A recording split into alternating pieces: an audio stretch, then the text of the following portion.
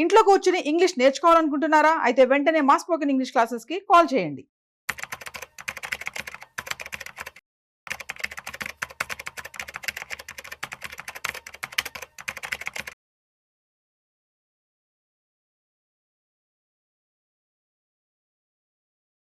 నమస్తే మాధురెడ్డి గారు. నమస్తే అండి. Welcome to Vishnu talks. Thank you. So Madhu Reddy గారు, ఫిబ్రవరి 1న బడ్జెట్ ని ప్రవేశపెట్టబోతున్నారు కేంద్ర ఆర్థిక మంత్రి నిర్మలా సీతారామన్ గారు. అవును. అయితే బడ్జెట్ ప్రవేశపెట్టడానికి ఒక 5 రోజుల ముందు ఒక హల్వా వేడుక జరుపుకుంటారు. సో స్వయంగా ఆర్థిక మంత్రి నిర్మలా సీతారామన్ గారే ఆ హల్వాని తయారు చేసి, సో వారి టీం ఎవరైతే ఉన్నారో అందరికీ కూడా స్వయంగా ఆవిడే ఆ హల్వాని వడ్డించి సో అందరి నోరు తీపి చేస్తారు. ఏంటి అసలు బడ్జెట్ ని ప్రవేశపెట్టబోయే ముందు ఈ హల్వా వేడుక ఎందుకు నిర్వహిస్తారు?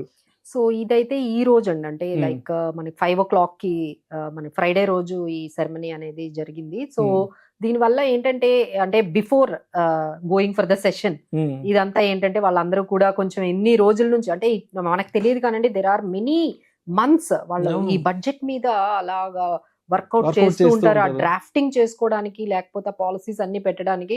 సో ఫైనల్ గా ఈ 5 days ఇంకంటే ఈ రోజు నుంచి వాళ్ళందరికీ కూడా, అంటే ఎవరైతే ఈ డ్రాఫ్ట్ చేశారో, ఈ బడ్జెట్ ని ప్రిపేర్ చేశారో వాళ్ళందరూ కూడా వితౌట్ ఎనీ మొబైల్స్, ఎక్స్టర్నల్ అంటే వాళ్ళకి ఎటువంటి కాంటాక్ట్ లేకుండా, ఈవెన్ దేర్ ఫ్యామిలీ మెంబర్స్ కూడా కాంటాక్ట్ లేకుండా ఈ బడ్జెట్ ని అంతా దీనిగా వాళ్ళు అంటే సెక్యూరిటీ వైజ్ చాలా దీనిగా తీసుకుంటారండి. సో ఈ రోజు నుండి అది స్టార్ట్ అవుతుంది. So this is a ceremonies which is going on.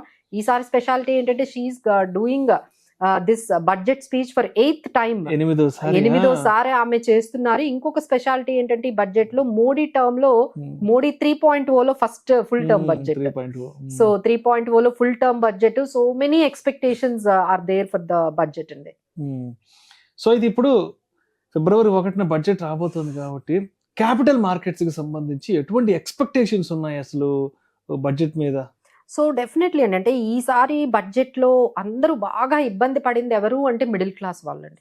Especially ఈ ఇయర్ అంతా 2024 అంతా కూడా ఒకవైపు ఏమో ఇన్కమ్స్ పెరగలేదు, గ్రోత్ అనేది కొంచెం స్లో డౌన్ అనేది కనిపించింది, శాలరీస్ కూడా ఎవరికి పెద్దగా పెరగలేదు. బట్ ఇన్ఫ్లేషన్ మాత్రం చాలా పెరిగిందండి. ఒకవైపు ట్యాక్సెస్ రూపంలో కూడా చాలా అమౌంట్ అందరూ పే చేసి విసిగిపోయి ఉన్నారండి. So we are expecting middle class వాళ్ళకైతే ఆమె she might be definitely made some good news అని అందరూ కూడా ఎక్స్పెక్ట్ చేస్తున్నారు.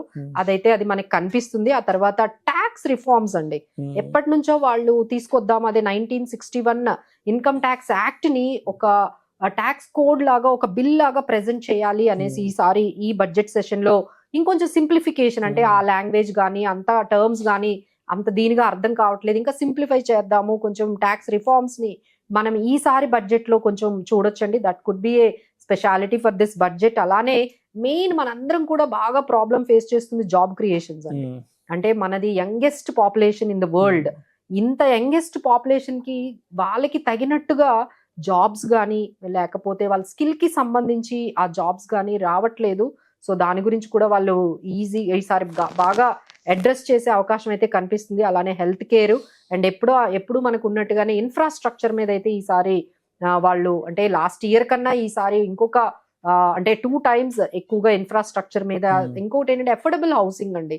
ఇప్పుడు ఇల్లు తీసుకోవడం అనేది ఒక కామన్ మ్యాన్ కి it has become like a dream.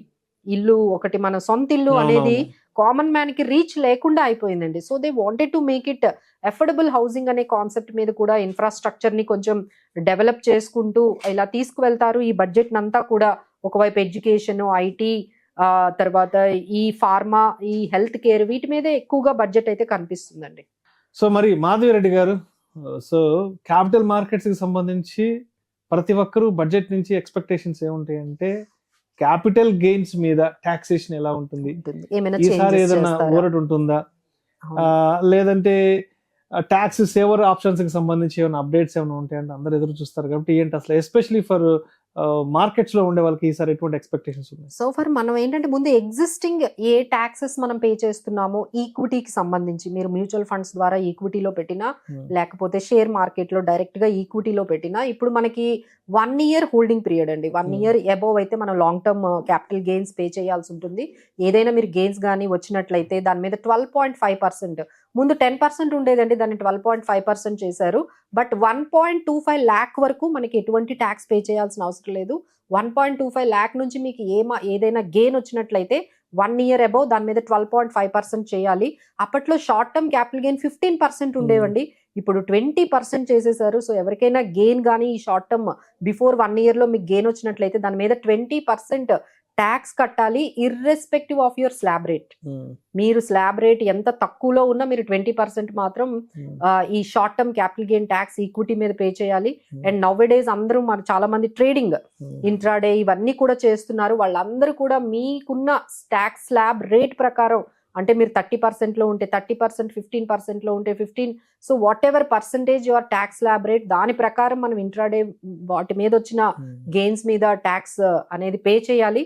So ఈసారి ఎక్స్పెక్టేషన్ అయితే ఈ క్యాపిటల్ గెయిన్స్ అయితే ఈసారి ఎక్కువగా చేంజెస్ అయితే ఆల్రెడీ లాస్ట్ టైం చేశారు కాబట్టి పెద్దగా వాళ్ళు అయితే చేంజెస్ చేస్తారు అని అనుకోవట్లేదండి. బట్ ఈసారి వాళ్ళ చేంజెస్ ఏంటంటే ఈ ఏదైతే న్యూ ట్యాక్స్ రిజీమ్ ఏదైతే ఉందో దాని మీద కొంచెం స్లాబ్ రేట్స్ ని ఇంకొంచెం మిడిల్ క్లాస్ కి పాజిటివ్ గా ఉన్నట్టుగా, ఇంకొంచెం ఈజీగా ఉన్నట్లుగా, అంటే ఇప్పుడు న్యూ ట్యాక్స్ రిజీమ్ ప్రకారం మనకి 7 lakhs వరకు ట్యాక్స్ 7 lakh లోపు ఉన్న వాళ్ళు ఎవరు ట్యాక్స్ కట్టాల్సిన అవసరం లేదు, అది 10 lakhs చేయొచ్చు.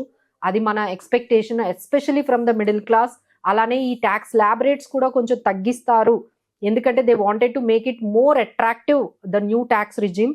అండ్ ఇప్పటికే almost 70 to 75% people have migrated from old నుంచి న్యూకి వచ్చేసారండి.